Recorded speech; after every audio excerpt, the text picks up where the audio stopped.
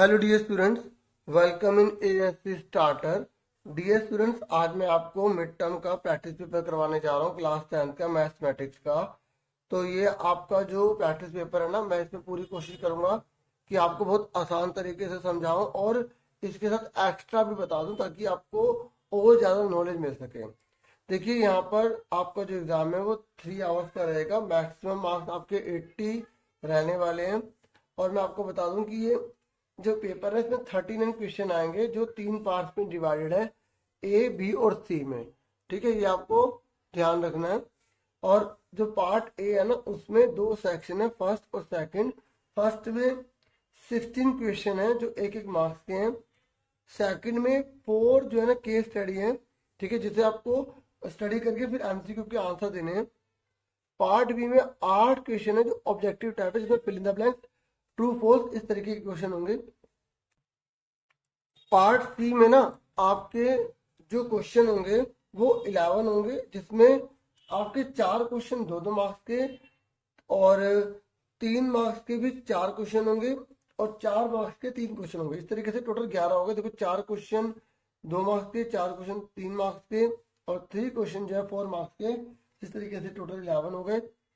ये कह रहे कि वैसे ओवरऑल चॉइस तो नहीं है, लेकिन कुछ क्वेश्चन में आपको चॉइस दी गई है, आपको दोनों में से कोई एक करना है। नेगेटिव मार्किंग नहीं है, जैसे अगर आप कोई क्वेश्चन गलत कर देते हो तो जो आपने सही किया उसमें आपके नंबर गलत की वजह से नहीं कटेंगे। कैलकुलेटर बिल्कुल अलाउड नहीं है। और ये साफ बोला गया कि जो भी आप क्वेश्चन कर रहे हैं उसका सीरियल नंबर पहले लिख लेना आंसर करने से पहले। नहीं तो अगर आपने सीरियल नंबर नहीं लिखा तो टीचर आपको नंबर शायद ना दे, क्योंकि उन्हें पता ही नहीं चलेगा किसका आंसर लिखा है।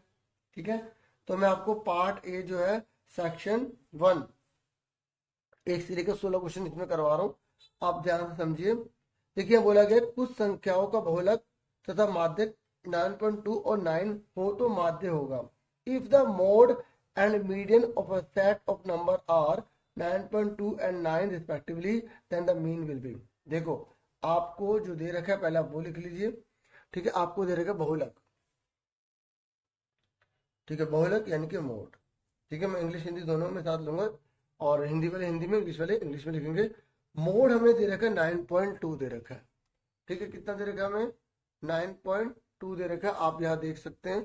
ठीक है, ये मैंने आपके लिए, ठीक है, ये लगा दिया। ठीक है, आप अच्छे से ध्यान समझना। ठीक है, तो ये 9.2 हमें दे रखा है और यहाँ पर हमें मीडियन जो है वो दे रखा है। मीडियन यानी कि हमें माध्यक दे रखा है। ठीक है, माध्यक कितना दे रखा है हमको? यहाँ पे 9 दे रखा है। ठीक है, अब हमसे बोला गया है कि आपको इसका माध्य निकालना है। तो माध्य निकालना है, क्वेश्चन मार्क। तो आपको ना एक फॉर्मूला पता होना चाहिए। वैसे आप उस 3 से 2 फॉर्मूले और निकाल सकते हैं, लेकिन एक ही याद रख लो। ठीक है, माध्य यानी कि आपसे मीन पूछा है। ठीक है, समझ में आ गया? हिंदी वाले हिंदी में, इंग्लिश वाले इंग्लिश में कर लेना। ठीक है, थोड़ा इस बात में कोऑपरेट करना, दोनों मीडियम में करवाऊंगा। ठीक है, तो आप देखिए, फॉर्मूला होता है mode is equal to 3 median -2 mean.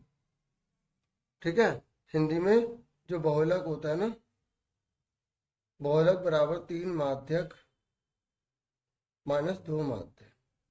अब इन तीनों में से कोई 2 चीज दी होंगी आपको और एक चीज निकालनी होगी, इसलिए मैंने एक ही फॉर्मूला लिखा है ताकि आपको अच्छे से याद रहे। ठीक है, नहीं तो आप माध्य का फॉर्मूला भी अपने आप इसमें से बना सकते हो। समझे मेरी बात? आपको 1 2 3 है, इन 3 में से 2 चीज दी होगी, आपको एक निकालना होगा। जैसे अब यहाँ पे हमें माध्य निकालना है, तो बहुलक कितना? 9.2। तो यहाँ बहुलक की जगह 9.2 लिख लिया, मोड की जगह 9.2 लिख लिया। 3 मीडियन कितना है, माध्य कितना है? 9। यहाँ पे 9 लिख लिया, -2। हमें मीन नहीं पता तो हमने मीन मतलब माध्य लिख लिया। इंग्लिश में हम यहाँ मीन लिख लेंगे। ठीक है, इंग्लिश वाले इंग्लिश में, हिंदी वाले हिंदी में।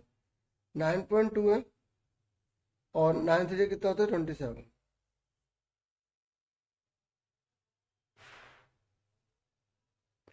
अब ये उधर जाके प्लस का हो जाएगा।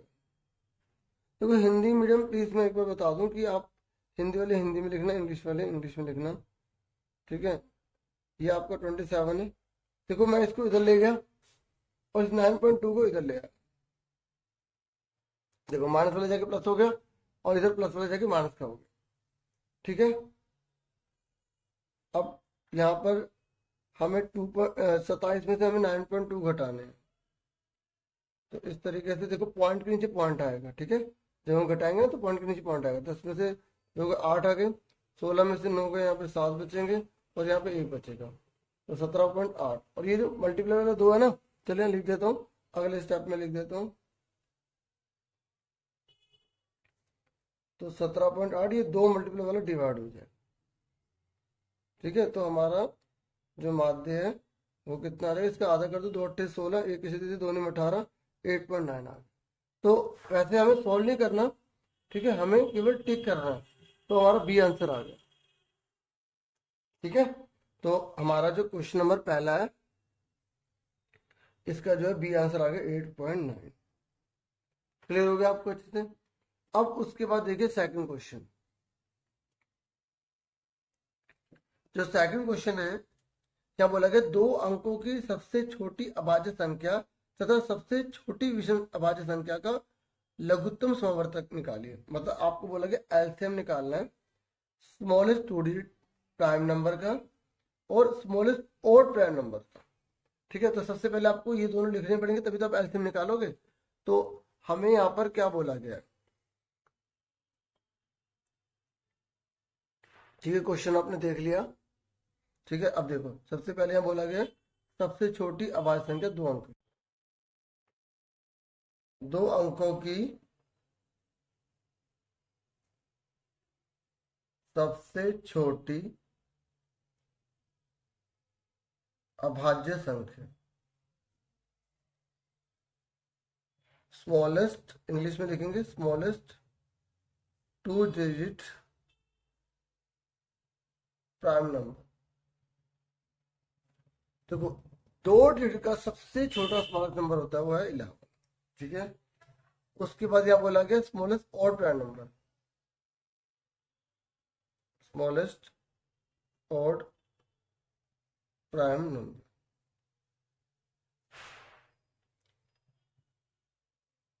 सबसे छोटा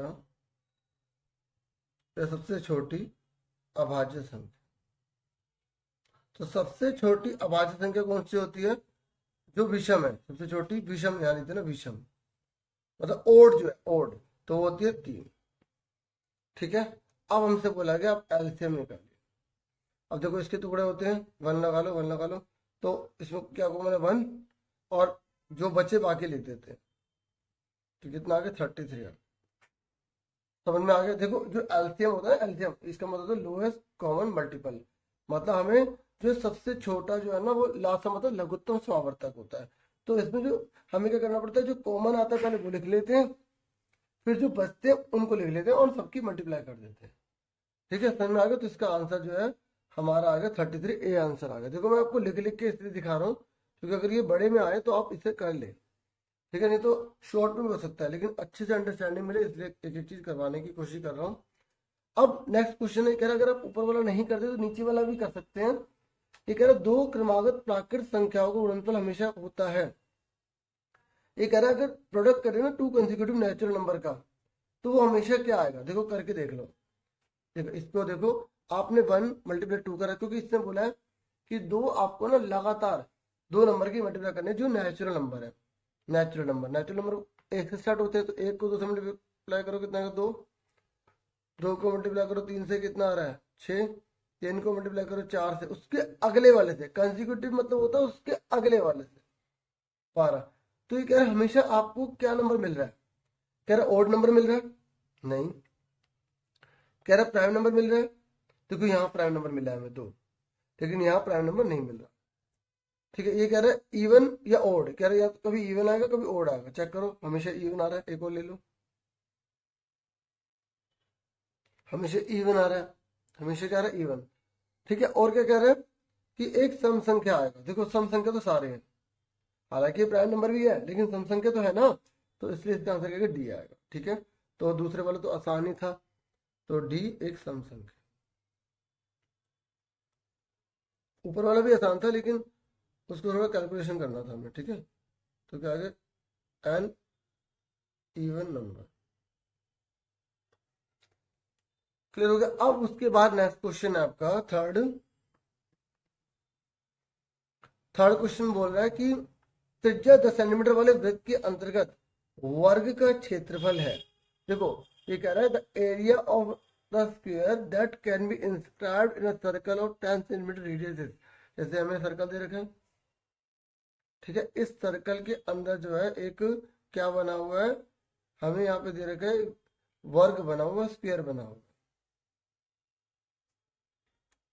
देखो इसे मतलब त्रिज्या 10 सेंटीमीटर वाले और इसकी त्रिज्या कितनी 10 सेंटीमीटर, यहाँ से ले लो और अगर इसको सीधा मिला दोगे तो ये भी 10 हो जाएगा, तो ये पूरा डायमीटर बन गया 20। तो ये कह रहा है कि त्रिज्या 10 सेंटीमीटर वाले वृत्त के अंतर्गत अंतर्गत वर्ग का क्षेत्रफल निकाले, आपको ये एरिया निकालना।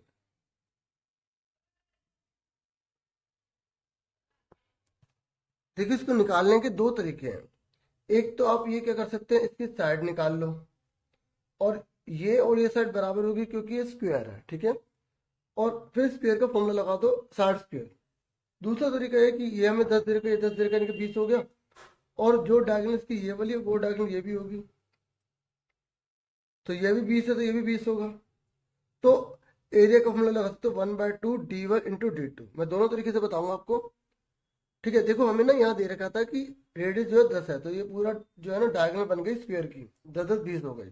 तो हम जो रोम्बस का फॉर्मूला है ना, क्योंकि स्क्वायर को हम रोम्बस भी कह सकते हैं, तो रोम्बस का फॉर्मूला लग सकता है इसमें 20 × 20, ये आ गया 200। 200 आंसर आ गया।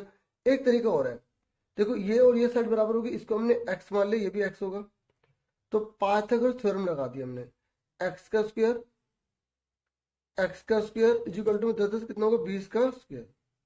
अब x कितना होगा 2x का स्क्वायर होगा, ठीक है, और 20 20 कितना होगा 400, तो 400 बटे में 2 चला गया, ठीक है, तो कितना आ गया यहाँ पर आपका 200 आ गया। अब 200 को यहाँ पे रूट कर दो, x की वैल्यू कितनी आ गई आपकी 200 आ गई। अब आपको एरिया ऑफ स्क्वायर निकालना है। अब एरिया ऑफ स्क्वायर मतलब वर्ग का क्षेत्रफल, और वर्ग का क्षेत्रफल क्या होता है, भुजा गुणा में भुजा। तो भुजा कितनी है ये मैं थोड़ा रफ में बता रहा हूँ आपको, 200 गुणा में 200, तो 200 एक 200 बन गया। देखो 200 आंसर आ रहा है, इसमें भी 200 आ रहा है, इससे भी 200 आ रहा है। अब एग्जाम में आपके माइंड में जिसे स्ट्राइक करेगा आप उससे कर लेंगे। तो पाइथागोरस थ्योरम आपको आती होगी ना, 90 के सामने वाले को हाइपोटेनस बोलते हैं, उसको अलग लिखते हैं, इक्वल टू लगा देंगे और बेस को अलग और परपेंडिकुलर को अलग, ठीक है, ये वाला फॉर्मूला इससे मैंने करा है, शॉर्ट में समझा दिया आपको और मुझे पूरी मेरे समझ में आ गया होगा। देखिए अब मैं आपको फोर्थ क्वेश्चन करवा रहा हूँ, और ये जो फोर्थ क्वेश्चन है इसमें बोला गया है कि 4x² - 2x + 4 के शून्यक है, मतलब तो जीरोस और द पॉलिनोमियल, मतलब इसके जो जीरोस निकलेंगे ना वो इनमें से कैसे होंगे, क्या हाफ होगा दूसरे का, रेसिप्रोकल होगा मतलब व्युत्क्रम होगा, उल्टा होगा एक दूसरे का, 1/4 होगा, ये ट्वाइस होगा, मतलब वैल्यू नहीं पूछी, आपसे इस तरीके से पूछ लिया। जब ऐसे पूछेगा ना डियर स्टूडेंट, तो आपको थोड़ा भी घबराना नहीं है। आपको दो चीजें इसमें याद रखनी है, जब ऐसे पूछ रहा है तो पहले एक सिंपल तरीका तो ये होता है कि हम इसके जीरोस निकाल लें, लेकिन कुछ क्वेश्चन होते हैं इसके जीरोस हम जो सेकंड चैप्टर पढ़ रहे हैं उससे हम नहीं निकाल सकते, तो आपको सेकंड चैप्टर के हिसाब से करना है। तो आप अल्फा बीटा माइनस नहीं प्लस c/a ये वाला फॉर्मूला याद कर सकते हैं, आपको पता होगा, प्रोडक्ट ऑफ जीरोस बोलते हैं इसको, प्रोडक्ट ऑफ जीरोस यानी कि c/a, हिंदी में शून्य को का गुणनफल। तो आपको इस तरीके के क्वेश्चन इससे करने होते हैं। तो शून्य को गुणनफल मतलब अल्फा इंटू बीटा ले लिया हमने, मतलब अल्फा इंटू बीटा। सी कितना है, देखो इस वाले को जो एक्स के स्क्वायर के साथ होता है ना उसे ए बोलते हैं, और जो एक्स के साथ होता है उसको बी बोलते हैं, ठीक है, क्या बोलते हैं बी, और जो अकेला होता है ना उसको हम सी बोलते हैं, ठीक है। तो सी कितना दे रखा है यहाँ पे 4, और ए हमें कितना दे रखा है 4। अब यहाँ पे इसको आप काटो, कितना गया 4/4 1 आ गया। अब इसको अपॉन में ले जाओ, ये इसको अपॉन में ले जाओ, देखो ये दूसरे वाला पहले के उल्टा है, अगर हम उसको ले जाएंगे तो पहले वाला दूसरे के उल्टा है। सुन रहे हो, कहने का मतलब है ये एक दूसरे के रेसिप्रोकल है। देखो मैं दोबारा बता दूं, जब भी ऐसा कोई क्वेश्चन पूछता है तो या तो हम इसकी वैल्यू निकाल लें, ठीक है, या हम इस फॉर्मूले को यूज करके जो है सॉल्व कर सकते हैं। ठीक है, मेरी बात समझ में आ गई आपको? एक बात मैं आपको बता दूं, और जैसे इसके फैक्टराइज आप सोच रहे होंगे सर इसकी फैक्टराइज कैसे कह रहे हो आप, ये देखो 4x² माइनस 2x प्लस 4, 4 से कितना होता है 16 होता है। ठीक है, तो 4 से 16 होता है, 8 से 16 होता है, 16 से 16 होता है, और कोई होता है जो 16 के टेबल में मतलब आ जाए 2 8 16 या 8 3 16 बात एक ही है, लेकिन इनमें से कोई भी घटाने पर 2 नहीं आ रहा ना, तो इनमें से किसी की हो ही नहीं फैक्टर। ठीक है, तो इसलिए हमें फिर प्रोडक्ट ऑफ जीरोस और एक और फॉर्मूला होता है सम ऑफ जीरोस, वो लगाना पड़ता है। ठीक है, तो उससे पता लगाते हैं हम कि क्या होगा। तो सम ऑफ जीरोस बाद में देखना चाहिए ऐसे क्वेश्चन के मुकाबले। अल्फा प्लस बीटा फॉर्मूला होता है इसका, अल्फा प्लस बीटा फॉर्मूला होता है माइनस बी अपॉन में ए। ठीक है, तो अल्फा और बीटा को जोड़ेंगे तो ये माइनस बी कितना दे रखा, अगर पूछा होता आपसे एक्स्ट्रा बता रहा हूँ, बी कितना -2, तो -2 लिख देते। ए कितना दे रखा हमें 4, तो यहाँ 4 लिख देते। तो alpha plus beta minus cut गया इक्वल टू 2 अपॉन में 4, alpha plus beta equal to 1 upon में 2 आ गया। ठीक है, तो इस तरीके से था ये पर। ठीक है, तो हमें इसका आंसर क्या बताना था कि क्या होगा, एक दूसरे के क्या होंगे, रेसिप्रोकल होंगे। ठीक है, तो इसका आंसर क्या है बी। ठीक है, इससे तो हमें कुछ पता ही नहीं चलेगा, बस ये कह रहा है कि दोनों को ऐड करने पे आधा आ रहा है। क्या आ रहा है, आधा आ रहा है। जैसे अब 4 और 1/4 को जोड़ो तो कितना आ रहा है यहाँ पर, 4 चौक 16 और 1 17/4। तो इससे हमें क्या पता चल रहा है, कुछ पता चल रहा है? जैसे मान लो 3, उसको उल्टा करो 10/3, हमें कुछ पता चल रहा है? नहीं पता चल रहा। या हमने -2 और -2 ले लिया। ठीक है, 2 2 से 4। ठीक है, और फिर माइनस ऊपर पहुंचा दिया था हमने। ठीक है, तो -5 अपन में तो कुछ कहना मुश्किल है इसका। तो हम प्रोडक्ट ऑफ जीरो से पता लगाएंगे कि देखो ये अल्फा बीटा आ रहे, ये 1 आ रहा है, ये एक दूसरे के रेसिप्रोकल आ रहे। तो मैं शॉर्ट में आपको दोबारा बता दूं कि हमसे क्वेश्चन पूछा गया था। ठीक है, तो यहाँ बोला गया था इनमें से क्या होगा, तो आप बताएंगे रेसिप्रोकल ऑफ ईच अदर। हमें प्रोडक्ट ऑफ जीरो से पता लगा लेते हैं। ठीक है, प्रोडक्ट ऑफ जीरो से पता लगा लेते हैं, reciprocal of each other, answer इसका आ गया। ठीक है, रेसिप्रोकल ऑफ ईच अदर। ठीक है, तो दूसरे का व्युत्क्रम। ठीक है, ये समझ में आ गया आपको? अब अगर ये ऊपर वाला नहीं करना चाहते तो आप नीचे वाला कर सकते हैं। ठीक है, अगर ऊपर वाला मुश्किल है तो नीचे वाला शायद इजी हो। ठीक है, अथवा मतलब और। तो यहाँ बोला गया है कि आपको 4x² minus 17x plus m-4 के शून्य को गुणनफल इतना दे रखा है, तो m का मान निकाले। देखो यहाँ पे हमें दे रखा है प्रोडक्ट ऑफ जो जीरो है ना, वो 1 दे रखा है, हमसे m निकालने के लिए बोला गया। तो फटाफट क्वेश्चन लिखिए, 4x² minus 17x plus m-4, इसको एक साथ कर लो क्योंकि बच्चे कंफ्यूज हो जाते हैं, क्योंकि ये होता है a, ये होता है आपका b। ठीक है, और ये आपको पूरा अकेला जो होता है वो होता है c। ठीक है, तो ये बोल रहा है कि आपको m की वैल्यू निकालनी है और आपको प्रोडक्ट ऑफ जीरो जो है 1 दे रखा है। जो चीज दे रखी है उसी का फॉर्मूला लगा लेंगे। और अभी हमने यही क्वेश्चन मैं आपको ऊपर वाले में भी कराया, प्रोडक्ट ऑफ जीरो। अब आपको इसका फॉर्मूला पता होगा, और जिन बच्चों को जैसे आता है ना वो वीडियो रोक के खुद ट्राई करें, क्योंकि मेन मकसद उनको सीखना होना चाहिए। अब कॉपी पेस्ट तो कर नहीं सकते, मैथ तो कुछ भी क्वेश्चन आ सकता है। ठीक है, प्रैक्टिस के लिए मैं इसलिए आपके लिए वीडियो बना रहा हूँ। शून्य का गुणनफल क्या होता है, अल्फा बीटा, नहीं अल्फा इंटू बीटा। ठीक है, अल्फा इंटू बीटा क्या होता है, सी अपॉन में ए। ठीक है, तो अल्फा में कितना दे रखा है जल्दी बताइए, हमें दोनों का आंसर 1 दे रखा है, दोनों को मल्टीप्लाई करके, तो पूरे का आंसर 1 लिख दिया। अब सी कितना दे रखा है आपको, सी दे रखा है m-4 और ए कितना दे रखा है 4। ठीक है, समझ में आ गया आपको? तो 4 बन जाए 4, तो माइनस का 4 जगह क्या हो जाएगा प्लस का, तो कितना आ गया 8 आ गया। देखो ये आसान था ना। ठीक है, आंसर कितना आ गया इसका 8 आ गया, डी आ गया। तो इसमें आपका ज़्यादा टाइम नहीं लिया, मेरा भी नहीं लिया। क्लियर हो गया। अब उसके बाद नेक्स्ट क्वेश्चन पर आ जाओ, फिफ्थ क्वेश्चन पर। फिफ्थ क्वेश्चन में क्या रहा है,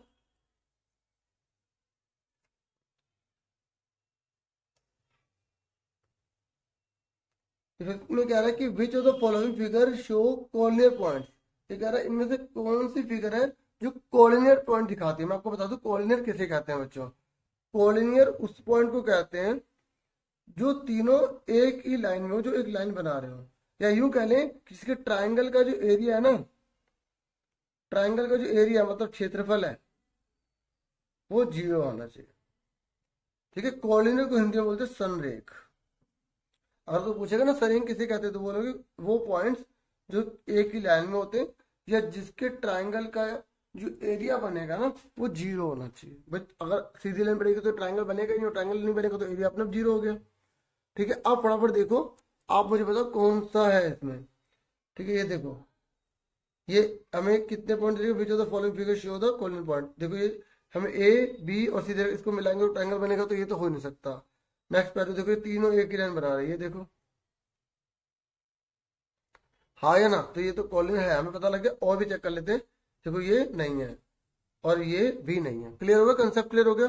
और मेरी पूरी कोशिश रहती है कि मैं बच्चों को कंसेप्ट बता सकूं। तो बी आंसर आ गया इसका। ठीक है, समझ में आ गया, बी आंसर इसका आ गया। फिगर बनानी जरूरी नहीं है, सिर्फ आंसर आप लिख सकते हैं। ठीक है, ये मैंने बड़ा कर दिया था काफी, ताकि आपको अच्छे से क्लियर हो जाए, दिख जाए। अब उसके बाद नेक्स्ट क्वेश्चन देखते हैं। नेक्स्ट है आपका सिक्स क्वेश्चन। देखिए सिक्स क्वेश्चन बोला है 2 tan 30 degree 1 plus tan square 30 degree. आपको उसकी वैल्यू निकालनी है। ठीक है, तो देखो ये आपकी बुक का क्वेश्चन है। तो 2 tan चैप्टर नंबर 8 से है, tan 30 की वैल्यू कितनी होती है, 1/√3 होती है। ठीक है, और 1 प्लस tan स्क्वायर 30 की कितनी होती है, वही tan 30 की जो होगी वही tan स्क्वायर 30 की होगी, लेकिन ऊपर स्क्वायर लग जाएगा। ठीक है, और 2 1 जा 2 हो गया √3। ऊपर वाला ऊपर लिखना, नीचे वाला नीचे लिखना, इसे बड़ी लाइन डाल रहा हूँ। ठीक है, दिख रहा है ना आपको, अच्छे से समझ में आ रहा है। तो 1, तो 1 का स्क्वायर 1 हो गया, √3 से कट गया 3 आ गया।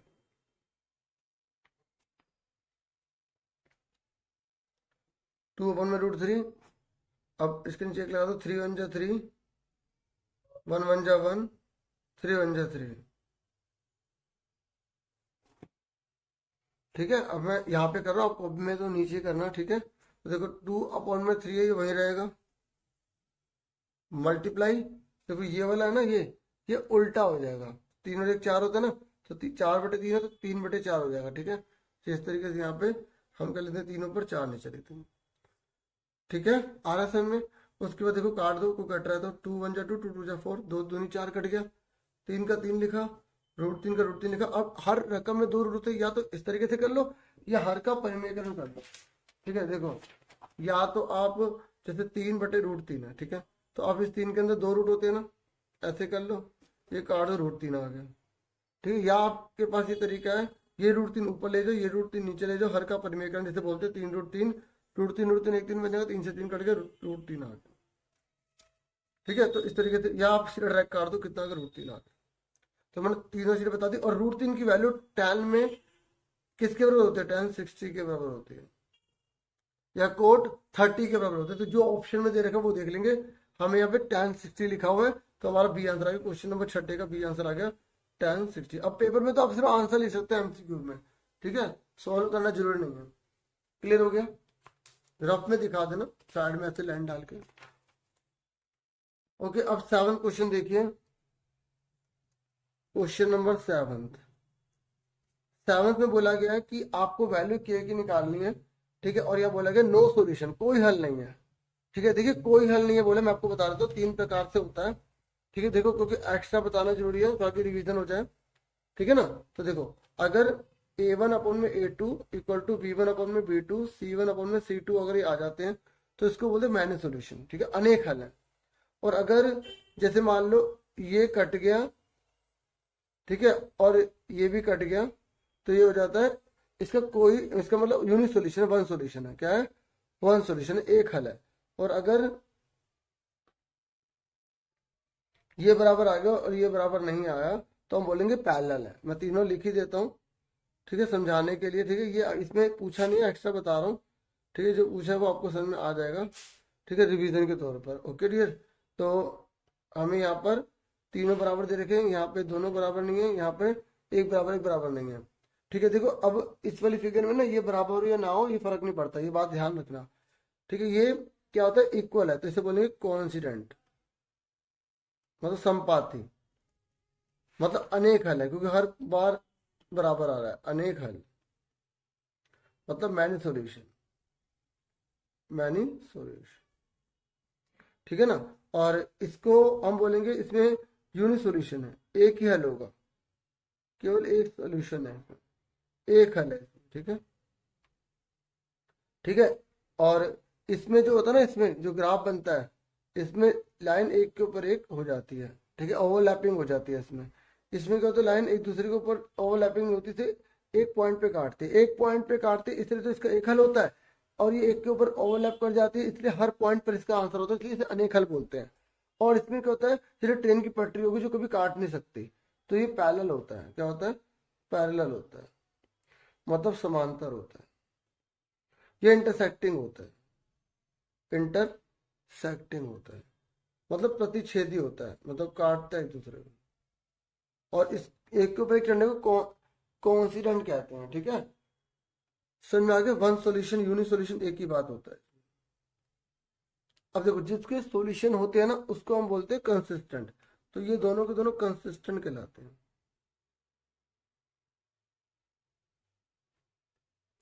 क्या बोलते हैं, संगत।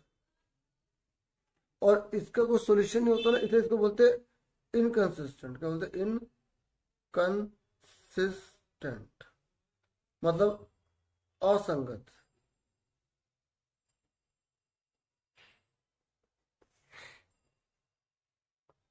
समझ में आ गई, इस तरीके से इसमें होता है। अब क्वेश्चन पर आ जाओ, जो मेन है। अब यहाँ बोला कि नो सॉल्यूशन है। अब बताओ इनमें से कौन सा फॉर्मूला लगाओगे नो सॉल्यूशन का, कौन सा लगाओगे नो सॉल्यूशन का। अच्छा इसमें कोई भी काट नहीं रहा तो इसे नो सॉल्यूशन बोलते हैं। कोई हल नहीं, कोई हल नहीं, ठीक है। तो क्योंकि इसमें कोई काट नहीं रहा तो कोई हल नहीं है, ठीक है। तो डियर इसमें कौन सा फॉर्मूला लगाओगे, ये वाला लगाओगे, ठीक है। तो ये देखो अब मैं क्वेश्चन लिख रहा हूँ, 3x प्लस के y is equal to 8, 6x minus 4y is equal to 12। मैं फिर एक से बार दोबारा से कहूंगा कि जिन बच्चों के आते ना पहले अपने आप करके फिर आंसर टैली किया करें, ठीक है, नहीं तो फिर सीखने जिनको समझ गए आप, ठीक है। a1 कितना है 3, b1 कितना है आपका k। देखो हम जब भी क्वेश्चन लेते हैं ना इन दोनों को इधर की साइड लेते हैं, तो आप और करके या माइंड में सोच लें, प्लस का हट जाके क्या हो गया माइनस का, और करके, और हिंदी में या, ठीक है, 6x 4y प्लस का 12 जाके क्या हो गया माइनस। अब बताओ a कितना है 3 है, b कितना है k है, और c कितना है माइनस का 8। अब वैसे तो हमें इसकी जरूरत पड़ती ही नहीं है, जब हम पैरेलल की बात करते हैं सिर्फ दो ही शुरू के काफी होते हैं, ठीक है। लेकिन एक एक चीज बता रहा हूँ आपको, 6 और वो बता रहा हूँ क्या जरूरत नहीं है, ठीक है। b2 कितना माइनस का 4, और c कितना है, यहाँ 1 लगा लो, यहाँ 2 लगा लो, माइनस का 12, ठीक है। अब इसने क्या बोला है यहाँ पर कि no solution given, it has no solution दिया है, इसका हल, इसका कोई हल नहीं है, इसका हल नहीं है, या कोई हल नहीं है, ठीक है। इसका हल नहीं है तो इसका मतलब क्या हुआ, इसका मतलब a1 अपॉन में a2 equal to b1 upon में b2 होगा, not equal to c1 upon में c2, ठीक है। तो इसलिए a1 कितना दे रखा है जल्दी बताओ, a1 कितना है इसका, a1 है हमारा 3 अपॉन में 6, b1 कितना है k अपॉन में माइनस का 4, ठीक है। तो इसको मल्टीप्लाई करो, 6k 4 3 12, तो क्या कितना आ गया 12, 6 अपॉन में चला गया 6 to 12, तो k की वैल्यू माइनस का 2 आ गया। तो अब आप मैच कर लो कि इसमें से कौन सा ठीक है। देखो k इक्वल टू 2 है, माइनस 2 है, नॉट इक्वल टू, तो k इक्वल टू माइनस का 2 आ गया, क्योंकि ये नो सॉल्यूशन है, ठीक है। तो बी हमारा आंसर आ गया क्वेश्चन नंबर 7 का। बी जो है के इज इक्वल टू माइनस का 2। ठीक है डियर, अब आ जाइए 8th क्वेश्चन पर। क्वेश्चन नंबर जो हमारा 8 है, और वो ये कह रहा है कि अगर दो त्रिभुज हमें दे रखे हैं ए बी सी और डी ई एफ, उसमें ये अगर बराबर हैं तो कौन सा ट्रायंगल जो है किस हिसाब से लिखें कि वो सिमिलर होगा। पहले में बनाना पड़ेगा डियर, कौन सा समरूप होगा ये हमसे पूछ रहा है, हमें बताने से पहले बनाना पड़ेगा। तो ये ए है, ये बी है, ये सी है, ये डी है, ये ई है और ये है। चेक करो ए बी बटे में डी एफ, ए बी ये रहा और डी एफ ये रहा। अब चेक करो कि इसमें शुरू में ए बी और डी एफ होना चाहिए। ए बी यहाँ पर है, डी यहाँ पर, ये नहीं होगा। ए बी यहाँ पर है, ई एफ यहाँ पर नहीं होगा। ए बी यहाँ पर है और डी एफ पीछे नहीं होगा। ए बी यहाँ पर, डी एफ आगे। देखो दोनों, अगर ए बी और डी एफ देखो शुरू में है तो शुरू में होना चाहिए ए बी और डी एफ शुरू में, है ना, तो ये चल जाएगा। अब और देखो बी सी बटे में एफ पी, इसी में चेक करो बी से एफ, बी सी दूसरा तीसरे नंबर पे है और एफ पी दूसरा तीसरे नंबर पे है। और लास्ट भी चेक कर लो सी ए एक छोड़ के, ई डी एक छोड़ के, तो इसका आंसर डी आ गया।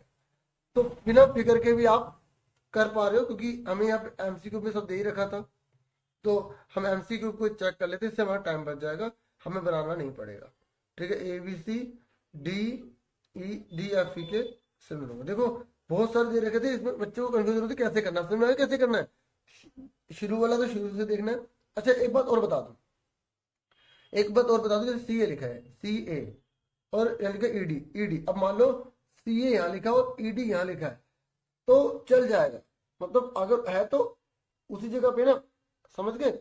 जो मैंने सैंपल पेपर बनाया था ना सीबीएसई का, उसका देख लेना पार्ट 1 जो मैंने वीडियो बना रखी है, तो उसमें भी ऐसा क्वेश्चन है, तो उससे आपको और क्लियर हो जाएगा। ठीक है, क्वेश्चन नंबर 9 पर आ जाइए। क्वेश्चन नंबर 9 में बोला गया है कि ये बिंदु और ये बिंदु से समदूरस्थ है ये, तो एक्स और वाई के बीच में संबंध बताइए। ये कह रहा है कि आपको एक्स और वाई का रिलेशन बताना है अगर -4 एंड -2 4 से इक्वी डिस्टेंट पर है। देखो हमें ऐसे बनाना पड़ेगा, और हमें ये जो x, y ये जो कोऑर्डिनेट दे रखा है ना, ये इससे और -2,4 से इक्वी डिस्टेंट पे। क्वेश्चन समझ लो, कह रहा है कि इन दोनों बिंदुओं से ये वाला पॉइंट इक्वल दूरी पर है, बराबर दूरी पर है, तो आपको इसका आंसर निकालना है, मतलब रिलेशन बताना है। तो आपको यहाँ डिस्टेंस फॉर्मूला लगाना पड़ेगा, ए बी सी। तो आपको पता है कि ये दोनों बराबर है, ए बी बराबर बी सी। ठीक है, तो अगर ये दोनों बराबर है तो आप एक्स बाद वाले का साइन चेंज मैं आराम से करवा रहा हूँ। ठीक है, देखो एक्स बाद वाले का साइन चेंज प्लस वाई बाद वाले का साइन चेंज। आप कहेंगे सर ये बाद वाले का साइन चेंज क्या? देखो ये फॉर्मूला होता है x2 - x1 का स्क्वायर, y2 - y1 का स्क्वायर। अब हम फॉर्मूला लगाएंगे तो उसमें हमारा टाइम के लिए हो सकता है। देखो बाद वाले में क्या है, माइनस लगा हुआ ना, साइन चेंज हो रहा है, तो इससे आसानी से हो जाता है x बाद वाले का साइन चेंज, y बाद वाले का साइन चेंज। ठीक है, ऊपर स्क्वायर लगा दिया, अब इसके ऊपर हमने रूट लगा दिया क्योंकि रूट होता है फॉर्मूले में। अब इसमें लोग x बाद वाले का साइन चेंज। अब कई बच्चों के मन में आ सकते हैं सर ये पहले ले सकते, बाद में ले सकते, कोई भी पहले बाद में ले सकते। y बाद वाले का साइन चेंज। अब देखो दोनों ये रूट लगा हुआ और इक्वल लगा हुआ, तो ये दोनों कट गए रूट। ठीक है, अब इसको यहाँ पे लिखो x + 4 की पावर 2, y + 4 की पावर 2, x + 2 की पावर 2, y - 4 की पावर 2। अब इसको एक्सपैंड कर लो, फटाफट खोलो। a + b को होल स्क्वायर क्या होता है? देखो आपने पढ़ा होगा a² b² + 2ab। तो खोले थे a का स्क्वायर, b का स्क्वायर प्लस 2ab मतलब 2xy। तो ये फॉर्मूला है ना, तो इस फॉर्मूले को अब यहाँ पे अप्लाई कर रहे हैं। मैंने यहाँ पे वैसे लिख दिया था, ठीक है, तो ये आपको लिखना नहीं है, सिर्फ समझाने के लिए लिख दिया था। ठीक है, अब यहाँ पे फटाफट खोलो इसको। मैं यही इसकी को मैं करता हूँ ताकि पेज पर रटना नहीं पड़ेगा। ठीक है, ये देखो a का स्क्वायर हो गया, अब पेपर में तो आपको बदलना पड़ेगा। ठीक है, a का स्क्वायर, फिर 4 क्या है b का स्क्वायर प्लस 2xy लिखा है। टू मैंने xy इसलिए लिखा है क्योंकि x और y में भी हम बता सकते हैं। x की जगह x आ गया, y की जगह 4 आ गया। ठीक है, ये वाला फॉर्मूला लगा है, ये जो मैंने अभी आपको दिखाया था।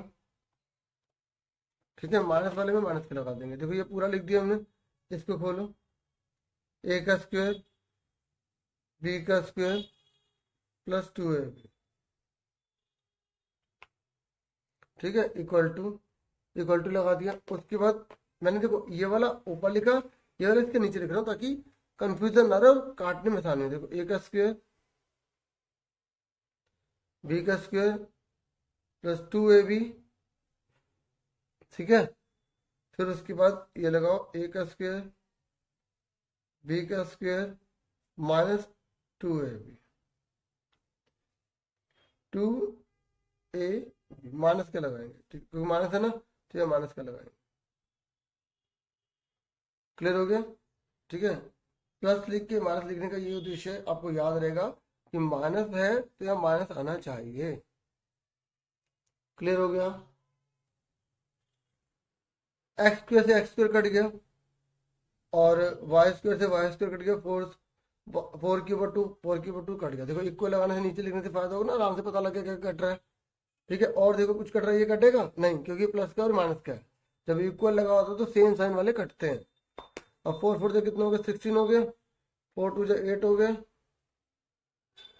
4 2 जा 8 वाई इजिकल टू 2 2 जा कितना हो गया 4, 2 2 जा 4x और 4 2 जा 8y।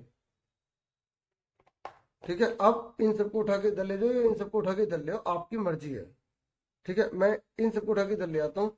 तो पहले x वाला लिख लिया 8x, फिर प्लस का 4x, इधर जाके क्या हो गया माइनस का 4x। ठीक है, फिर मैंने y वाला लिख लिया, फिर माइनस वाला के इधर रख दिया तो प्लस का हो गया। मतलब प्लस वाला जाके माइनस, माइनस वाला जाके प्लस हो जाते हैं, आपको पता होना चाहिए। ठीक है, उसके बाद जो है अब ये जो कांस्टेंट है इसको भी इधर ले आते हैं। 16 लिख लिया पहले हमने, 16 लिख लिया, फिर प्लस का 4 जाके क्या हो गया माइनस का, क्योंकि कांस्टेंट भी उधर कर लेते हैं क्योंकि MCQ में सारे कांस्टेंट एक तरफ ही हैं, सब कुछ मतलब x और y कांस्टेंट तीनों एक तरफ है। इसलिए पहले मैं सोच रहा था कि इधर रख लूं, लेकिन मैंने सबको इधर ले आया। देखो 16 लिखा।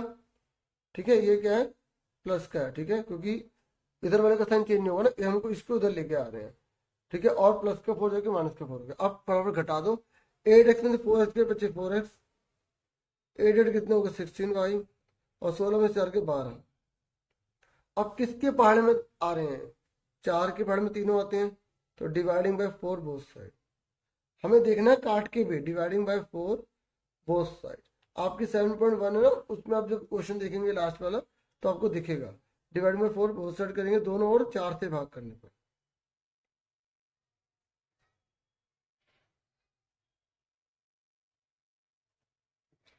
तो 4x अपन में 4, 16 अपन में 4, 12 अपन में 4, तो और यहाँ 0 अपन में 4। ठीक है, 0 को 4 से डिवाइड करेंगे 0 आएगा। ठीक है, 0 को 4 से डिवाइड करेंगे 0 आएगा। अब देखो कौन सा आंसर ठीक है, तीनों प्लस के हैं। x तीनों प्लस वाला देखो x, ये रहा x प्लस 4y प्लस 3, तीनों प्लस के हैं इक्वल टू 0, ये देखो। ठीक है, तो हमारा आंसर क्या गया, क्वेश्चन नंबर 9 का आंसर डी आ गया, x plus 4y plus 3 equal to 0। Dear students, अब मैं आपको 9th क्वेश्चन में जो ओवर वाला है ना वो करवा रहा हूँ। अब देखिए यहाँ बोला गया f 4,3 और h x,5 दे रखा है और आपको जो केंद्र है ना सेंटर वो 2,3 दे रखा है और ये दोनों के दोनों जो है वो आपके सर्कल पर है। ठीक है, x का मान निकालिए। डियर स्टूडेंट्स, मैं आपको इसमें बहुत इंपॉर्टेंट बात बताने वाला हूँ, आप ध्यान से समझिएगा कि मैं आपको इसमें क्या बता रहा हूँ। ठीक है, ये देखिए ये सर्कल है, इसने बोला है कि x 4,3 है। अब कई बच्चे इसमें क्या गलती करेंगे मैं आपको बता रहा हूँ, और h हमें दे रखे x,5। अब h हमें दे रखे x,5 और हमें o दे रखा है 2,3। डियर स्टूडेंट, जिसके मन में ये होना जरूर बताना मुझे कमेंट बॉक्स में कि आप सोच रहे हो कि हमें बुक में दे रखा था कि एक सर्कल में ये 2 पॉइंट है और बीच में हमने ओ ले लिया था 2,3 और हमने इनको मिड पॉइंट फॉर्मूले से कर दिया था, मध्य बिंदु सूत्र से हमने इसको कर दिया था। पर डियर स्टूडेंट एक बात बताइए, क्या हमें बोला है कि जो तीनों पॉइंट है वो डायमीटर के हैं? इसलिए मैंने इसे नीचे लिखा है। अब मुझे कैसे पता चलेगा कि ये डायमीटर के तीनों पॉइंट है या नहीं? देखिए, अगर दो जनों को जोड़ने पर बीच वाला आ रहा है, देखो 5 और 3 कितना होता है 8, 8 का तो कितना होता है 4, यहाँ 4 तो नहीं आ रहा, इसका मतलब ये हुआ कि ये तीनों पॉइंट जो है ना वो ऐसे नहीं है। ठीक है, और अगर ये आपको लगाओ मतलब मैं अच्छे से करा पा रहा हूँ तो वीडियो को प्लीज जरूर लाइक करना और कमेंट करके जरूर बताना प्लीज। ठीक है, ताकि मुझे और मोटिवेशन मिले, मैं और अच्छे अच्छे नन्हे प्यारे प्यारे वीडियो लेकर आऊँ। तो डियर स्टूडेंट समझ में आ गया कि मैं आपको क्या बताना चाहता था? मैं बताना चाहता था कि अगर आपको सर्कल के ऊपर 2 पॉइंट दे रखे हैं एस और एच, ये एस और एच, तो जरूर नहीं है कि वो सीधे ही हो। जैसे कि आपके बुक में क्वेश्चन में दे रखा है, आप जब 7.2 करते हैं ना एक्सरसाइज, तो उसमें आपको सर्कल वाला क्वेश्चन दे रखा है, तो बच्चे यही गलती करते हैं, माइंड में एक चीज बिठा के रखते हैं। अगर अच्छा स्कोर करना है तो आपको प्रेजेंस ऑफ माइंड बहुत तेज रखनी पड़ेगी आपको। समझ में आ गया मैं क्या बताना चाहता हूँ? कि डियर स्टूडेंट ये बताना चाहता हूँ कि ये तीनों एक पॉइंट, जो तीनों के तीनों पॉइंट एक लाइन में नहीं है, क्योंकि अगर हम मिड पॉइंट फॉर्मूला लगाते तो जैसे हम मिड पॉइंट फॉर्मूला लगाते x equal to x1 plus x2 upon में 2, अब हमें यहाँ पे x तो पता नहीं है तो हमें इससे पता नहीं चल पाएगा। y इक्वल टू होता है y1 प्लस y2 अपन में 2, तो दोनों को जोड़ के आधा करने में y आना चाहिए ना। यहाँ देखो 3 और 5 8, 8 का तो 4 नहीं आ रहा, इसका मतलब तीनों एक ही लाइन पर नहीं है। ठीक है, अब इसका मतलब हमें इसमें क्या करेंगे, फिर कौन सा फॉर्मूला लगाएंगे, इसको मिला दो। तो बच्चे ये क्या होता है, ये रेडियस होती है ना, तो S O equal to O H होगा। ठीक है, S O equal to O H होगा, क्या होगा, radii of a same circle, radii of same circle. एक ही वृत्त की त्रिज्याएं बराबर होती है, एक ही वृत्त की त्रिज्याएं बराबर होती है। ठीक है डियर स्टूडेंट्स, अब देखो एस ओ क्या लगाएंगे बताओ, यहाँ पे कौन सा फॉर्मूला लगाएंगे, डिस्टेंस फॉर्मूला, दूरी सूत्र। देखो जो हमने अभी ऊपर वाला क्वेश्चन करा है ना, वही करना है हमें इसमें भी, बस इसको दूसरे तरीके से घुमा कर दे दिया ताकि बच्चा जो सोचे ऐसा है और वो हो जाएगा वैसा और नंबर का एक कट। समझ आ रहा है? तो देखो 4 बादल का साइन चेंज वही करेंगे जो मैंने आपको समझाया था। देखो नीचे स्पेस है ना, मैं नीचे करता हूँ थोड़ा। ठीक है, 4 बादल का साइन चेंज, देखो ये जो है ना 4 बादल का साइन चेंज कर रहा हूँ। ठीक है, स्क्वायर लगा दिया प्लस, उसके बाद 3 बादल का साइन चेंज कर रहा हूँ। ओके डियर, समझ में आ रहा है ना आपको? ऊपर रूट लगा दिया, उसके बाद अगर आप यहाँ पे स्क्वायर लिख लेंगे फिर रूट लगाना नहीं पड़ेगा, एक ही तरीके से बता रहा हूँ। ओ एच एक्स बादल का साइन चेंज और 5 बादल का साइन चेंज। ठीक है, आप फटाफट सॉल्व कर लेते हैं। देखो 4 में 2 गए हैं, फॉर्मूला लगाने की जरूरत नहीं, जिससे सोल्व कर पाओ उसमें फॉर्मूला मत लगाना, रूट से रूट काट दो। 4 में 2 का 2 का स्क्वायर और 3 में 3 का 0, एक्स माइनस 2, 5 में 3 का कितना बचे 2। ठीक है, अब देखो ये 2 स्क्वायर 2 स्क्वायर पूरा काट दो क्योंकि दोनों सेम साइन है, सब कुछ है। ये 0 का स्क्वायर क्या होता है, 0 ही होता है, लिख दो। इसको खोलो, a square b square minus 2 है भी 2 a x square plus 4x minus 4x। देखो इसको खोलने की जरूरत भी नहीं थी हमें,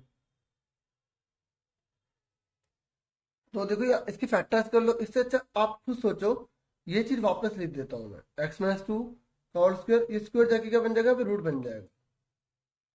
ठीक है, और 0 का रूट होता है 0, x माइनस 2, ये माइनस का 2 जाके क्या हो जाएगा, प्लस का 2।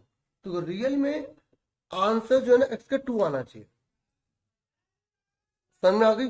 पर आप जब ऑप्शन देखेंगे तो यहाँ पर 2 है ही नहीं, क्योंकि इन्होंने क्या करा है, यहाँ गलती कर दी इन्होंने। यहाँ इन्होंने क्या करा है कि इन्होंने जो मैंने आपको अभी बताया था ना मिड पॉइंट फॉर्मूला, इन्होंने उससे कर दिया है। ठीक है, और इन्होंने उससे करा तो मैं आपको दिखाता हूँ कि जब उससे करते हैं तो क्या आंसर आता है। ठीक है, ये देखो, यहाँ देखो, ये मान लो मैंने इसको मिड पॉइंट में ले लिया। ठीक है, ये करा। अब जब ये मिड पॉइंट में है तो क्या फॉर्मूला लगता है मिड पॉइंट का, ये वाला फॉर्मूला लगता है एक्स का।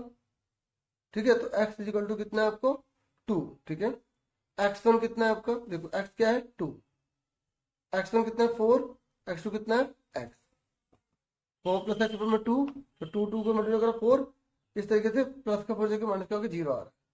अगर हम मिड पॉइंट से करते हैं, लेकिन एक बात बताओ, जब मिड पॉइंट से हम कर रहे हैं तो ये डायमीटर कैसे पता चलेगा, इससे तो पता चलेगा कि दोनों को 5 3 8 का तो 4 आना चाहिए यहाँ पर, तो इसलिए क्वेश्चन में प्रिंटिंग है, लेकिन जो रूल है आपको इसी से करना है डियर, ठीक है, समझ में आ गई। और क्वेश्चन में अगर गलती आती है तो आपको उसको पूरे मार्क्स मिलते हैं, इस बात की आप चिंता छोड़ दीजिएगा, ठीक है। तो इसका आंसर रियल कितना है 2 है, और उसके मैच के हिसाब से आपका 0 है, जो कि गलत है, ठीक है। क्वेश्चन नंबर 10 पर आ जाइए। क्वेश्चन नंबर 10 में बोला है कि which of the following is not a graph of quadratic polynomial, इनमें से कौन सा क्वाड्रेटिक पोलिनोमियल का ग्राफ जो है वो नहीं है। क्वाड्रेटिक का मतलब होता है डी स्टूडेंट जिसमें 2 जीरो होते हैं, 2 शून्य होते हैं, तो ठीक है, जिसमें 2 शून्य होते हैं। आप खुद सोचो यहाँ पे कितना 1 2 2 ही है, यहाँ कितना 1 2 2 ही है, यहाँ कितना 1 2 3 या 3 है, तो ये क्यूबिक पोलिनोमियल है, और ये क्या है 1। देखिए अब मैं आपको 10th क्वेश्चन करवा रहा हूँ। यहाँ बोला which of the following is not a graph of quadratic polynomial, निम्नलिखित में से कौन सा द्विघात बहुपद का ग्राफ नहीं है। तो ये भी है, ये भी है, ये भी, और ये नहीं है, ठीक है। तो इस तरीके से इसका जो आंसर है वो सी आ गया, ठीक है। चलो ये तो इजी था। अब क्वेश्चन नंबर 11 में देखते हैं। क्वेश्चन नंबर 11 में क्या बोला है इसमें, यहाँ बोला है कि अगर tan ब्रैकेट में 3x minus 15 degree equal to √3 है तो x की वैल्यू कितनी होगी। देखो बहुत इजी क्वेश्चन है ये भी, और देखो जानबूझ के कुछ क्वेश्चन टफ देते जाते हैं ऊपर ताकि बच्चा थोड़ा सा वो हो जाए, ठीक है, होपलेस था। लेकिन आपको पूरा अच्छे से जो पहले आता है वही क्वेश्चन करना, अगर आपको एक्सपीरियंस है तो बात अलग ही है, ठीक है। ये देखो ये दे रखा है, अब देखो जो यहाँ दिया होता है उसमें देखो इसकी वैल्यू क्या होती है। अब tan की वैल्यू √3 में क्या होती है जल्दी बताओ। tan में वैल्यू होती है tan आपकी 60 डिग्री, ठीक है। आपको वैल्यू अच्छे से पता होगी ना, जैसे 0 डिग्री पे क्या होता है, 30 पे कितना होता है, अभी मैं बता देना, बुक में टेबल एक बार देख लेना, ठीक है। और tan से tan जो है रिमूव हो गया, तो क्या बचा 3x minus 15 degree is equal to 60 degree, 3x is equal to 60 degree minus 15 plus का 15 हो गया 75 आ गया। फिर x is equal to 75 upon में 3, और 3 से काट 3 टू 6, 3 5 15, तो x की वैल्यू कितनी आ गई आपकी 25 आ गई। और ये बहुत सिंपल था, 25 सी आ गया। क्वेश्चन नंबर 11 का सी आंसर है 25। फिर आ जाइए, अगर आप इसके और वाला करना चाहते हैं तो और वाला भी कर सकते हैं। क्या है sine P is equal to 1/2 है, 1/2 है, तो ये कह रहा है और अगर cos R is equal to 0 है, ठीक है, cos R is equal to 0 है, तो आपको cos R is equal to 0 दे रखा है। तो ये पूछ रहा है कि आप आर माइनस पी बताइए कितना होगा। देखो बहुत आसान है, साइन की वैल्यू 1/2 किसके बराबर होती है, साइन 30 के बराबर होती है, तो साइन साइन रिमूव होगा, p is equal to 30 degree आ गया, ठीक है। आर कोस आर है ना, तो कोस में 0 डिग्री किसके बराबर होता है, कोस 90 के बराबर होता है, ठीक है। तो ये इससे कट गया, तो आर इक्वल टू क्या गया 90 आ गया। अब पूछा गया इसने आर माइनस पी निकालो, तो R minus P is equal to R कितना होता है 90, पी कितना होता है 30, ये हमारा 60 आ गया। क्लियर हो गया, ठीक है। इसका आंसर हमारा है सी, ठीक है। क्वेश्चन नंबर और वाले का हमारा सी है, तो सी 60 डिग्री आंसर। अब आ जाइए 12th question. Question number 12 sample paper से ये होता है कि सारे चैप्टर रिवाइज हो जाते हैं थोड़े थोड़े, है ना। Parameter of a sector of a circle having radius R and angle 60 degree, ये कह रहा है आर त्रिज्या वाला, ठीक है, और 60 डिग्री का कोण दे रखा है त्रिज्या खंड का, ठीक है। तो उसका जो है पैरामीटर कितना होगा। देखो पहले आप त्रिज्या खंड बना लीजिए, सेक्टर बना लिया आपने। देखो हिंदी में ना 60 लिखा नहीं है, तो इंग्लिश में जरूर पढ़ लेना, ठीक है। इंग्लिश वाले को फाइनल माना जाता है, अगर हिंदी में कोई मिसप्रिंटिंग होगी तो इंग्लिश वाले को देखकर ही आपको करना होता है, ठीक है। तो इसलिए आपको ध्यान रखना होगा। ये दे रखा है ये आपको 60 डिग्री दे रखा है डियर, और ये आपको आर दे रखा है, और आपसे पैरीमीटर पूछ रहा है। तो आपको पैरीमीटर का फॉर्मूला आता है ना त्रिज्याखंड का, मैं बताता हूँ। त्रिज्याखंड का परिमाप,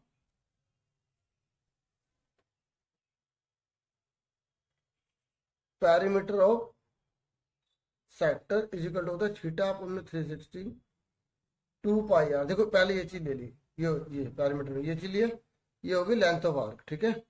उसके बाद पैरामीटर बोले तो इसको और इसको भी जोड़ लेंगे, क्योंकि पैरामीटर बोले तो पूरी बाउंड्री, तो प्लस में 2 आर कर देंगे। बच्चे 2 आर करना भूल जाते हैं और इसकी वजह से कई बार गलती हो जाती है। और अब थीटा कितना देगा, 60 दे देगा, ठीक है। और यहाँ पर देखो ऑप्शन में देखो पाई को ओपन नहीं किया गया, नहीं किया गया ना पाई को ओपन, हम भी ओपन नहीं करेंगे। और आर तो हमें आर ही दे रखा है, तो आर को ओपन वैसे नहीं करना है। अब 0 से 0 कट गए, 6 6 36, ठीक है। और 2 से कैंसिल कर दो, 2 से 6, तो पाई आर बटे में 3 प्लस 2 आर, ठीक है। अब देखो इस तो इन दोनों में क्या कॉमन है, आर कॉमन है, ठीक है। तो हमने आर बाहर ले लिया, पाई बाय 3 प्लस 2 बचा, ठीक है। तो अब इसका हम ले लेते हैं एलसीएम, तो 3 2 6 अपॉन में 3, तो 3 को हमने बाहर कर लिया, आर अपॉन में 3 ब्रैकेट में पाई प्लस 6 आर, ठीक है। अब आप चेक कर लो कि हमें इनमें से कैसा दे रखा है। देखो अब हमें यहाँ लिखा है पाई बाय 6 प्लस 1, तो यहाँ पर तो हमारा है ही नहीं, ठीक है। और आर देखो यहाँ पे इन्होंने कहीं भी 3 को बाहर नहीं लिया, नहीं लिया ना 3 को बाहर, इन्होंने 3 को बाहर नहीं लिया। तो हमें क्या करना पड़ेगा, हमें इस क्वेश्चन के अकॉर्डिंग लाने के लिए हमें थोड़ा सा सॉल्व करना पड़ेगा। अब मैं सीधे आपको आंसर बता दूं कि इसका आंसर डी आ रहा है, तो वो काफी नहीं होगा ना, इसलिए मैं आपको खुद करके दिखाता हूँ, ताकि आपको कंफ्यूजन जो ना आपकी ना रहे। देखो अब यहाँ देखो सबके नीचे 6 लिखा हुआ है, तो आपको यहाँ वापस 6 बनाना होगा। 6 के बनाने के लिए आपको 2 से मल्टीप्लाई 2 से डिवाइड करना होगा, ठीक है। ये देखो, तो ये कितना आ गया, 2r 6, और अब इस 6 की मल्टीप्लाई इन दोनों में कर दो, तो 2r पाई अपॉन में 6 और 6 अपॉन में 6, तो 2r पाई अपॉन में 6 प्लस 1। तो देखो ये आंसर जो है वो ये वाला है।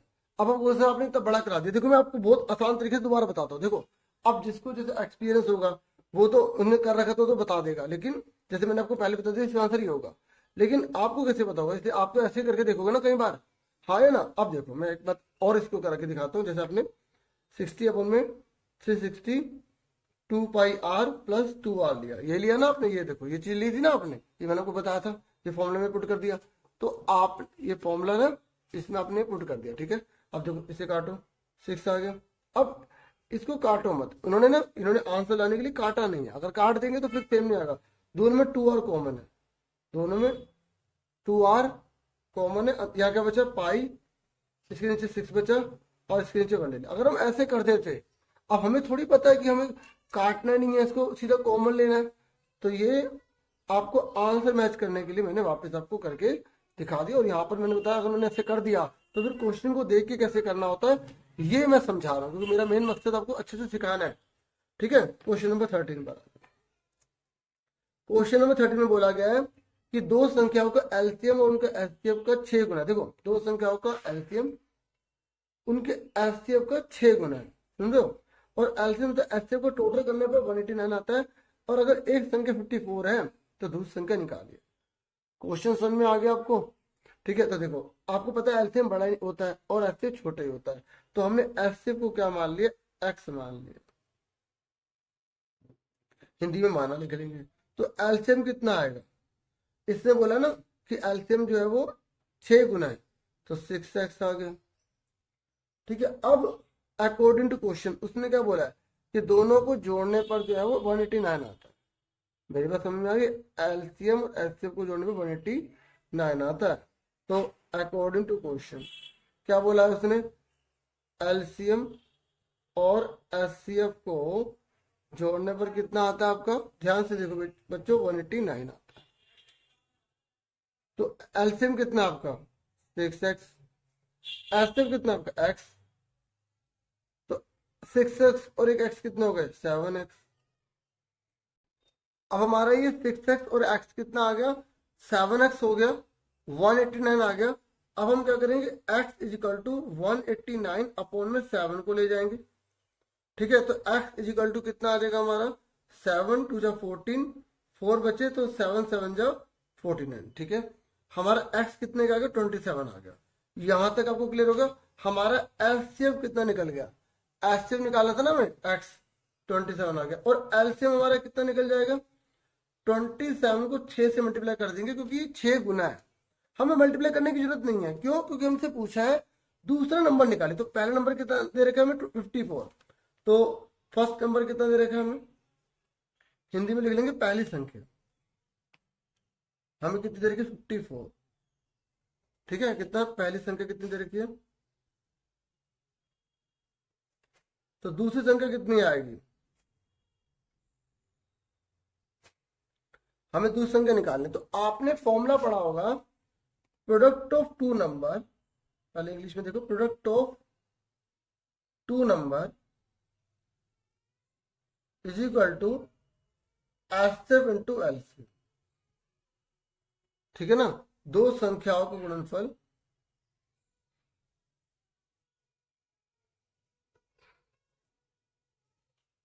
Is equal to HCF into L. अब दो संख्याएं हमें जो है कौन सी दे रखी हैं, जो दो संख्याएं हैं वो हमें कौन सी दे रखी है, एक तो 54 दे रखी है और दूसरी क्या है उसको हमने x मान लिया, ठीक है। और एचसीएफ कितना है, एचसीएफ कितना हमारा 27 है, एलसीएम हमारा कितना है 27 मल्टीप्लाई 6। हमें मल्टीप्लाई करने की जरूरत नहीं है क्योंकि हमें मेन क्या निकालना है, x निकालना है, ठीक है। तो x निकालेंगे तो 27 मल्टीप्लाई में 27 मल्टीप्लाई में 6 अपॉन 54 चला गया।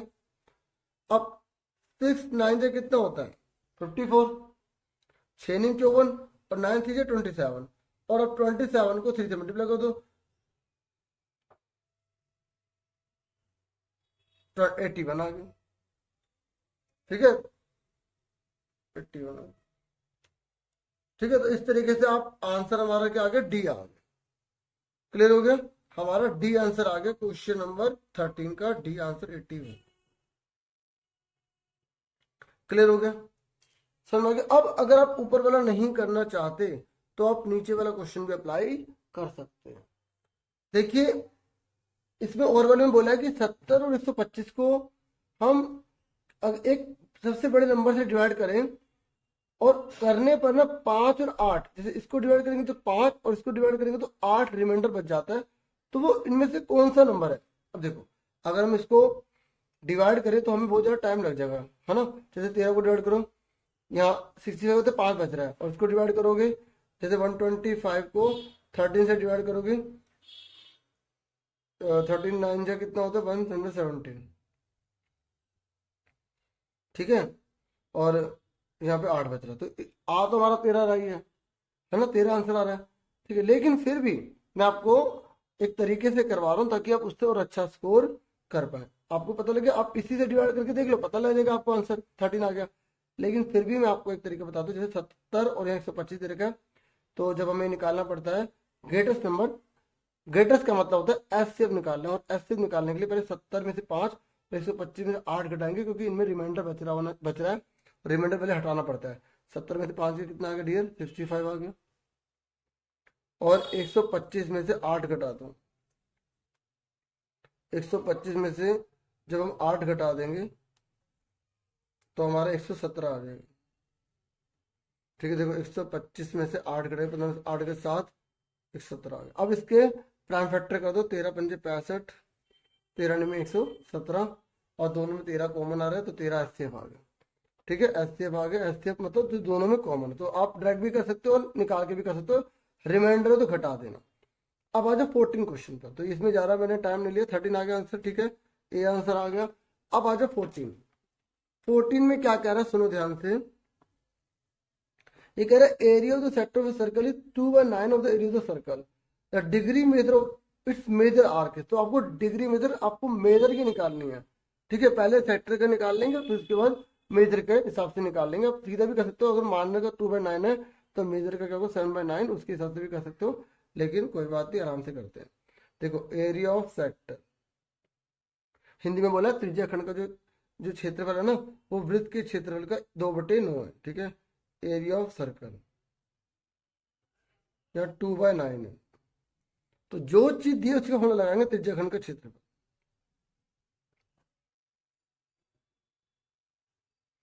यहाँ पे लिख देंगे 2/9 वृत्त का क्षेत्रफल। तो एरिया ऑफ सेक्टर का फॉर्मूला क्या होता है, θ/360 पाई आर स्क्वायर, क्योंकि आर दोनों का सेम होगा क्योंकि एक सर्कल की पार्ट है, और एरिया सर्कल क्या होता है पाई आर स्क्वायर। समझ में आ गया आपको, ठीक है। तो आपने क्या करा, पाई से पाई, आर स्क्वायर से आर स्क्वायर कैंसिल कर दिया, और ये थीटा की वैल्यू निकालने के लिए 2/9 और ये 360 आप ऊपर ले गए, तो 9 से काटो 40 आ गया, आपका थीटा कितना आ गया 80 डिग्री आ गया। तो ये आपका माइनर एंगल आया है, क्या है आपका माइनर आर्क एंगल आया है, माइनर आर्क, ठीक है। Degree measure of minor arc 80 degree आया। हमें मेजर का निकालना है, हमें किसका निकालना है, मेजर का निकालना है। हिंदी में मतलब ये लघु त्रिज्याखंड का है, जैसे हम सर्कल बनाते हैं ना, तो हमें लघु का जो है हमारा 80 डिग्री आ गया, हमें दीर्घ का निकालना है, किसका निकालना है, मेजर का निकालना है, ठीक है। मेजर आर्क का निकालना है, डिग्री मेजर। तो 360 में से 80 घटा देंगे, ठीक है, और तो हमारा 280 आ जाएगा। समझ में आ गया आपको, ये ज़्यादा मुश्किल नहीं था, ठीक है। हिंदी में लिख देता हूँ, दीर्घ चाप की डिग्री, ठीक है। कितना आ गया, 280 डिग्री आ गया, और हमारा आंसर क्या आ गया इसमें, कौन सा सही है इसमें, हमारा है बी, ठीक है। तो बी आंसर आ गया, ये यहाँ लिखा है ना बी। अब उसके बाद आ जाते हैं नेक्स्ट क्वेश्चन पर, हमारा है 15वां क्वेश्चन है ये, question number 15।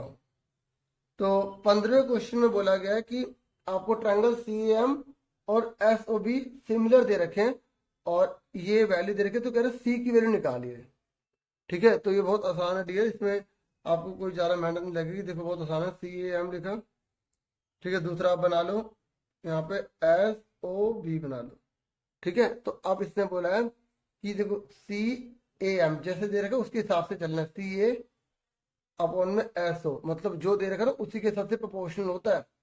CA SO AMOB, ऐसे एंगल CS के बराबर होगा, AO के और MB के। समझे ना मेरी बात, इस तरीके से आपको ध्यान में रखना पड़ेगा। तो एंगल A39 दे रखा है, एंगल A39 दे रखा है, एंगल B97 दे रखा है, एंगल B97 दे रखा है आपको, ठीक है। और एंगल C आपको पता लगाना है, एंगल C आपको पता लगाना। अब आप ध्यान से देखो, ये A है, तो ये A है ना, ये वाला, तो मैंने इसको देखो, जैसे हमें नाम दे रखा CAM, तो मैंने CAM ऐसे लिखा, और SOB मैंने SOB भी ऐसे लिखा, तो मुझे कोई कंफ्यूजन नहीं होगी। ये 39 है तो ये भी 39 होगा, ये 97 तो ये भी 97 होगा। अब आपको ये निकालना है, एक ट्रायंगल के एंगल का टोटल कितना होता है, 180 होता है। इन दोनों को जोड़ दो, इन दोनों को जोड़ के 180 में से आप माइनस कर दो, 7 9 16, 9 3 12 13 36, 180 में से माइनस कर दो, तो 44 डिग्री आ गया। कितना आ गया, 44 डिग्री आ गया। सी की वैल्यू कितनी आ गई, 44 डिग्री, ठीक है। तो हमें आंसर समझ में आ गया डियर, कैसे करना है। तो देखो ये मत सोचना कि दोनों को जोड़ के घटाने पड़ेगा, क्योंकि हो सकता है जैसे इस प्रकार दिया हो कि 39 से 39 निकल रहा हो, तुम लोग कुछ भी पूछ सकते हो, तो आप इस फिगर को बनाकर ही कर पाएंगे। क्लियर हो गया आपको, चलो उसके बाद आ जाइए 16 क्वेश्चन पर। जो 16 क्वेश्चन है ये कह रहा है कि जो पैरेलल लाइंस होती हैं उनके लिए इनमें से कौन सा फॉर्मूला सही माना जाता है, कौन सा फॉर्मूला सही माना जाता है। तो मैंने आपको शुरू में जब आपको समझा रहा था तभी बता रहा था कि A1 अपॉन में A2 equal to B1 upon में B2 not equal to C1 upon में C2 होता है। बताया था ना पैरेलल मतलब समांतर के लिए, ठीक है, तो इसलिए इसका आंसर देखो ये नहीं होगा, क्योंकि ये किसका है, इंटरसेक्टिंग का है। ये किसका है, कोइंसिडेंट का है, मतलब ये प्रतिच्छेदी का है, ये संपाती का है। ठीक है, और यहाँ पर ये दे रखा तो ये हमें बिल्कुल क्लियर नहीं होता ये क्या है, लेकिन यहाँ पूरा क्लियर हो जाता है, ये पैरेलल का समांतर का तो ये है, तो इसलिए इसका आंसर क्या होगा, डी हो गया। तो डी स्टूडेंट मैंने आपको अभी सेक्शन फर्स्ट करवाया है, और डिस्क्रिप्शन में बाद में आपको सेक्शन सेकंड की वीडियो मिल जाएगी। ठीक है, आप वीडियो को लाइक, चैनल को सब्सक्राइब जरूर कीजिएगा, और मुझे पूरी तरह से मोटिवेट कीजिएगा, मैं और वीडियो आपके लिए लाऊं। थैंक यू फॉर वॉचिंग, और आप सपोर्ट करने के लिए ज्वाइन भी कर सकते हैं। Thank you once again.